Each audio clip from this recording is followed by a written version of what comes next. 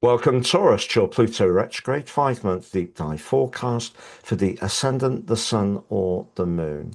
Across the 6th of May to the 16th of October, Pluto, the planet of power and transformation, inverts in its annual 5 month retrograde through the air sign of Aquarius by 2 degrees and 27. Pluto is the planet of the collective, Aquarius very much how we connect. But how will it play out for you personally, Taurus? I'm going to share your event chart, the exact moment Pluto goes retrograde, all the planetary influences, and by the end of the video, you'll have a clear understanding of how it will impact on you in terms of your energy, work, relationships, and finances. I'm astrologer Patrick Arundel. A very warm welcome. If you've yet to subscribe to my channel, please do so now to help it continue to thrive. But please also click or tap the bell notification symbol. So on the screen, Taurus, is your event chart, and there's Pluto at 5 degrees and 30. But right at the top of the chart like that, in the Northern Hemisphere, as he will be full time through to 2043, suggests your connection to the world, which is very much what the 10th house is about, has been going through some big changes.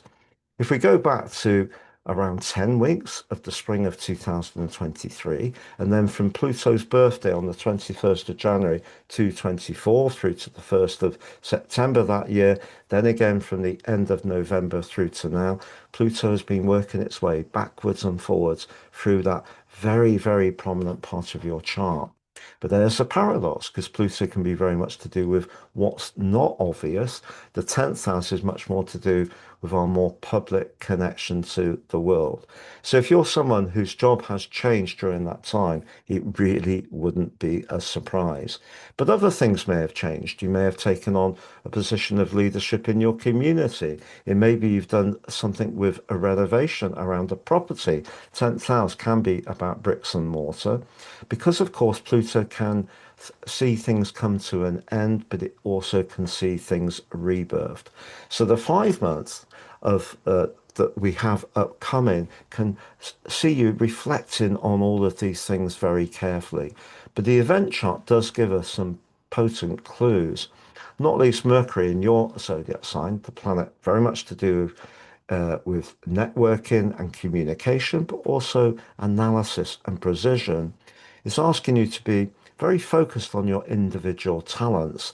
The sun is also in your sign, forging a fantastic link to Jupiter, the planet of optimism and positivity. So if you're feeling very bubbly about what you want to do as an individual, and particularly if it's rather more creative, that may have an impact on what you're considering as far as how you get paid or around your goals and ambitions.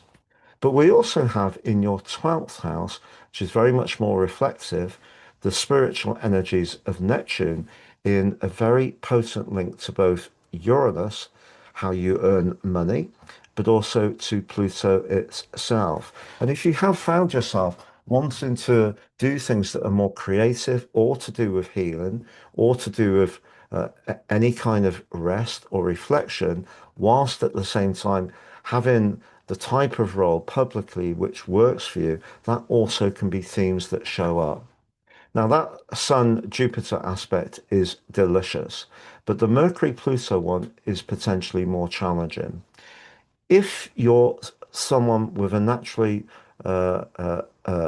sharp view of situations, you can talk to someone, look at what they're saying to you, and get right into the details of it very quickly. Well, that's going to be supercharged over the next 5 months, which could be an asset. The issue with Mercury and Pluto is you may encounter someone. It possibly could be a boss, it could be a customer, it could be a colleague, it may be a reluctant parent who doesn't understand what you're wanting to do afresh and the changes that may be going on in this area. So, for example, if you are contemplating leaving a well-paid job that gives you recognition, and in terms of status, it's very strong, but it's not feeding your soul. Someone close to you may dispute your ideas and beliefs that that's the right thing to do. So you need to really prepare yourself with all the comebacks because there could be some powerful ones. I'm going to summarize the four areas of energy, work, relationships, and finances, but I just want to share another theme about dwarves. In Vedic sidereal astrology, they often use a technique called dwarves, where you divide each of the 30 degrees of a sign by 12, the 12th harmonic. And it means when Pluto starts to retrograde, it's in the third dward of the sign of Aquarius, which is sub-ruled by Aries. So that's quite fiery and it shows initiative. But from the 23rd of June, it inverts into the more watery and emotional Pisces. So just be conscious of that. Whatever you set out to achieve between now and the 23rd of June may actually soften and take on a different dimension from then through to the 16th of October.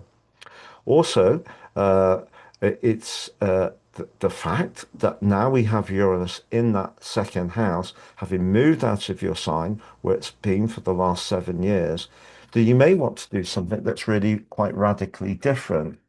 And because Pluto, as it winds backwards, is going to meet the advancing Uranus, the chances are there can be uh, things that are going to come up that really grip you in an exciting way if you're wanting a complete change. Now, towards the end of May, Mars and Pluto are squaring. Buckle up, that could get bumpy in terms of battles of will. The last week of July, the Sun in Leo is opposite Pluto in Aquarius. That could be a work-life balance period. And after the retrograde ends towards the end of October, we have a Sun-Pluto square. So just be aware that too can be a little bit of a tender time for you. But just to say, if you'd like to download my free Pluto Retrograde Survive and Thrive workbook, please see that below. I've also slashed the price on my personal horoscope reports. You now get three for the price of one. You pay for your life roadmap report, which helps us to understand the patterns that are played out in our lives so far, get a more intimate understanding of them and how we can work with them future forwards. Free, your 12 months transit forecast, but also your draconic soul karmic analysis. Why? Well, I've been interested in astrology since I was 14, working full time in it for 30 years. I'm so passionate about it. I feel that natal astrology gives us so much more of a chance to navigate life's challenges, but also seize its opportunities. But because of the cost of living, particularly energy prices, I know people are feeling that, and I want to do my bit to help. Please see the link below for more. Three for the price of one. If you've yet to watch your May monthly forecast, Taurus, that's on the screen. Your Uranus into Gemini 1 year forecast on the screen. If you'd like to work with me directly, please see my testimonials below. If you've yet to take advantage of your free daily horoscope, fired to your device each morning for your early day celestial pit stop, please see that below too. So to summarize, because of the role of Jupiter to your sun, if you're feeling really enterprising at the moment and have got lots of bubbly ideas, you may be drawn towards self-employment. But it may mean leaving something that's more structured and has, it appears, some degree of safety. But even if you're in an employed role and you're not considering working for yourself at the moment, just be aware that the sign of Aquarius is very much about technology. It's an air sign. It can therefore, Pluto here, have a huge impact on us all collectively because of automation, robotics, and artificial intelligence.